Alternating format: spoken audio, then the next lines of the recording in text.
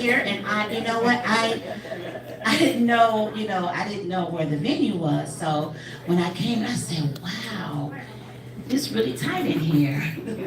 But I am so grateful for everyone coming out tonight. So give yourselves a round of applause. Woo! Yeah. Woo! I have to give God the glory on this one because 5 years ago, I was right before the pandemic. It was myself and comedian Damon Williams. We had a sold out weekend at Widows, and it was a great show. And then 2 weeks after that, I found myself in a coma from the COVID-19 virus, fighting for my life. And I kept going back and forth because I'm an asthmatic. And I was thinking, this is like the worst asthma attack I have ever had in my life. But at that time, comedians were only joking about having COVID, because we didn't know really what it was. Well, for me, I ended up going back and forth to the hospital, and everything was so chaotic then. So they were just giving me like inhalers, steroids, that's it. And then one day my colleague said, you know what? I think you need to go back to the hospital. That had been my 4th time. Do you know when I went back, they kept me there. 2 days later, they came and got me and said, listen, you have contracted the COVID-19 virus and you're very sick. He said, both of your lungs are filled with pneumonia. And I said, am I going to die? And he said, more than likely you will. He said, you will pass. He said, do you have any family? So he calls my daughter. I have 3 children. He calls my daughter. He tells my daughter, he says, your mom is very sick, but we're going to do everything that we can to help her. But they didn't tell me that. So I ended up in the hospital for 58 days, 3 weeks on a ventilator, and given up for dead March 25th, 2020. They told my family they had done everything they could do for me, and that all my vitals was shutting down, and I would be dead the next day. But how many of you know?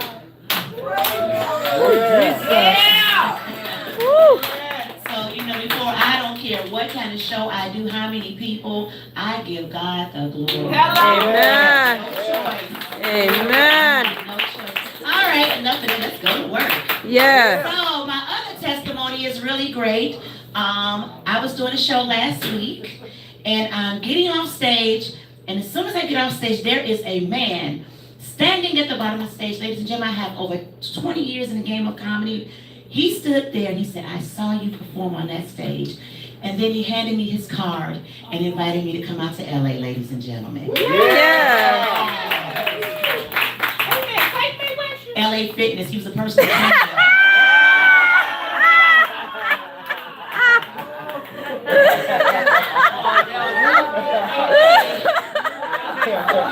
See, I'm one of those people, it's end of the year, and we know, anybody got their diets picked out already? Yes. I'm one of those people, I do diets every year. Every year, at the beginning of the year, I do diets. But I decided to do something different last year. I said, you know what I'm going to do? I am going to go to hypnosis. Now, you really have to want to lose weight, you go to hypnosis. So I was in hypnosis for 4 weeks. So last week, he said, Mr. Deloney, he said, listen, you've been doing this thing for 4 weeks, and this is your final session, and I want to let you know that you are going to lose the weight that you want to lose. He said, now we're going to do this last exercise. Repeat after me. Close your eyes, and I did. He said, say I am thin. I said, I am thin. He said, say I am sexy. I said, I am sexy. He said, now, Mr. Deloney, close your eyes real tight and imagine yourself going into the store and purchasing that 2-piece. I said, original or extra crispy? I have a class action lawsuit against Weight Watchers. If anybody want to sign it before I leave, sign a petition against Weight Watchers because they're a bunch of liars. They said I could lose weight according to the point system, which is the biggest lie because I did everything I pointed to. I still didn't lose no weight. What my couple said, couples make some noise. Couples make some noise. Okay. Engaged. Okay. Black engaged or regular engaged?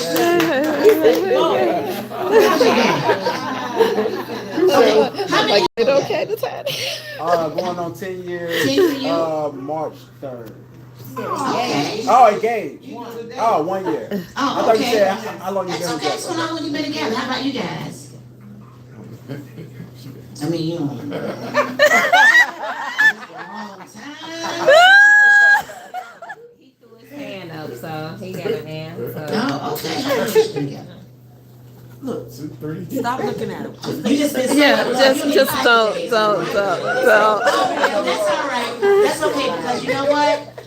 He's not here tonight. But having been married to Jim Deloney for over 20 years, I couldn't find a better man. Oh. No, I divorced him because I couldn't find a better man.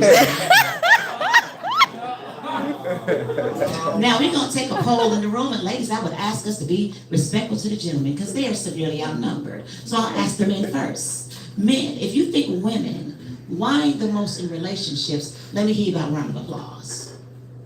Some smart men up in here. All right, And ladies, next- if you and think it's men who whine the most in relationships, let me hear you about a round of applause. If you think it's men.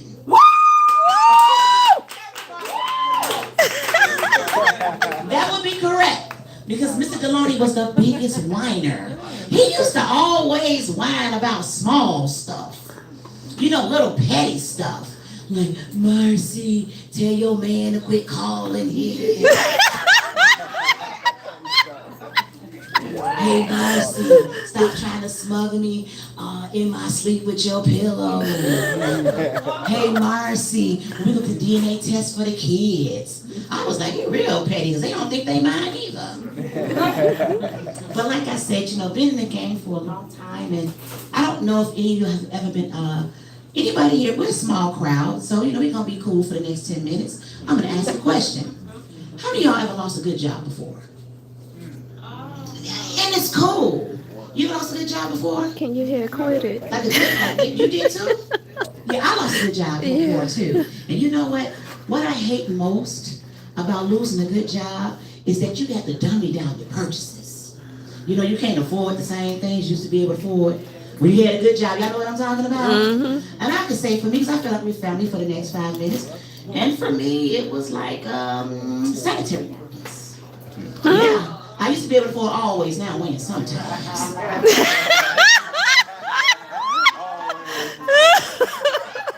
I can't believe it's not butter till I hope this is butter. That person over there, that's an assistant coach. See, I'm one of those people, I like to treat myself. I love to treat myself, you know, whenever I get a chance to. And I'm going to ask you guys a question. Y'all have an overpriced ice cream? Overpriced? You know what I call it? Overpriced. So, you know, right. I went to Overwise not too long ago, and I said, you know what I'm going to do? I'm going to treat myself to a sundae, right? So I ordered a sundae, and the guy puts it in front of me. He said, ma'am, here's your sundae, and it'll be $18.50. I said, for what? He said, it's a sundae. You have 4 scoops of ice cream, your vanilla, your cherry, your strawberry, and your whipped cream. It's a sundae. I said, nigga, you better take 2 scoops, I'll make it a Tuesday.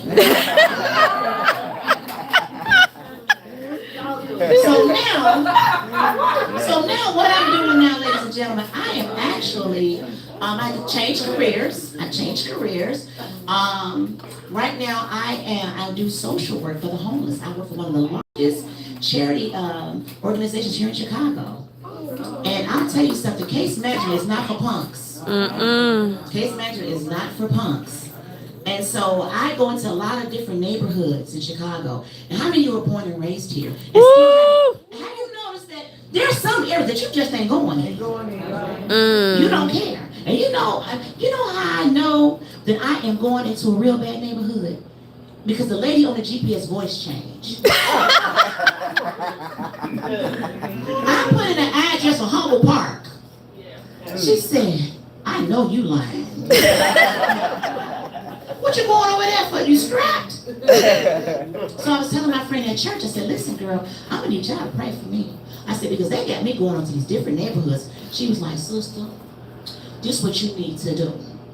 Before you get out the car, you need to pray and you need to ask the Lord to let his angels accompany you throughout the neighborhood. You know, I did that. How come when I get back, the angels never left the car? Talking about it wasn't their area. All right, ladies and gentlemen, kids, we got kids in here. Children, young adult Yes. children. Yes. Oh, wow. Okay, wait a minute. First of all, who has adult children up in here? Make some noise. Woo! Oh my God, isn't it the greatest? Oh my God, my children are 37, 34, and 32. Just done. And you know what I'm so glad about? No matter what we go through in our lives, those of us that are of a certain age, over 50, we ain't got to raise these gens. We ain't got to. These kids are weak. They're so weak. I mean, remember how we were raised? Like now, you can't even beat your kids. You can't touch them. How many of you know we were not disciplined? We were injured. When my mother passed away, we did Ancestry.com. Traced up back to the original Gangster Disciples of Chicago. Because we feared our parents. You know how your mama could just look at you and get your mind together? Oh, yes. Wasn't no tutors. Remember the belt? The belt helped you get those fractions in real good. But see, me and my brother, we feared my mother. We feared her. And kids are there, they don't have what we had. We were real brave. We had obedience. Mm-hmm. We had obedience, but now what do they have now? All different types of diseases. ADD, CSI, NYC, FOP, We didn't have that. I don't know. How many of you all were raised off two parents, mom and dad? Mom and dad here? Okay, well, me and my brothers was raised off cigarettes and dark liquor. And we feared my mother. My mother smoked cigarettes, ladies and gentlemen, never would break the ash. Never figured out how she did that. But you know what? I'll tell you this much. If growing up, and they told my mother, you know what, Miss Benson? Marci has ADD. She would say, oh yeah? She ain't gonna have it on Monday.